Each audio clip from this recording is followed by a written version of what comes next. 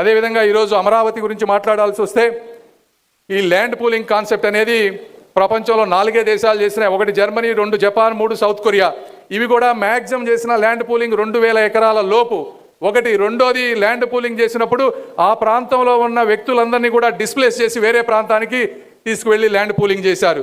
ప్రపంచ చరిత్రలో 34,000 ఎకరాలు ఉన్న గ్రామాల్లో ఒక్క వ్యక్తిని కూడా డిస్ప్లే చేయకుండా ఫాస్టెస్ట్గా 60 రోజుల లోపు ల్యాండ్ పూలింగ్ చేసి దేశానికే కాదు ప్రపంచానికి ఆదర్శంగా నిలిచారు. అంటే దానికి కారణం మా గౌరవ ముఖ్యమంత్రి నారా చంద్రబాబు నాయుడు గారికి ఉండే బ్రాండ్, నమ్మకం, అదేవిధంగా మా అమరావతి ప్రాంత ప్రజల మంచితనం, త్యాగం అని మీ అందరికీ నేను తెలియజేసుకుంటా ఉన్నా. అమరావతి అంటే కృష్ణానది ఒడ్డున 3000 సంవత్సరాల నాగరికతకు నిలవుగా నిలిచినటువంటి స్థలం ఈ అమరావతి.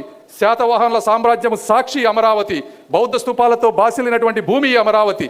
ఇక్కడి శిల్పాలు, శాసనాలు, స్తూపాలు శాంతి, జ్ఞానం, ఆనందం అనే భారతీయ సందేశాన్ని యుగాల పాటు మోసుకొచ్చినటువంటి భూమి ఈ అమరావతి.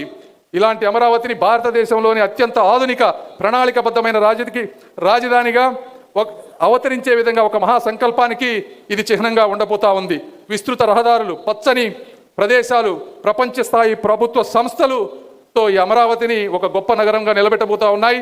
అమరావతి అంటే ఆంధ్రుల ఆత్మవిశ్వాసం, అమరావతి అంటే ఆంధ్ర ప్రజల కళ, అమరావతి అంటే భవిష్యత్తు తరాలకు ఎన్డీఏ కూటమి ఇచ్చేటువంటి ఒక వాగ్దానం.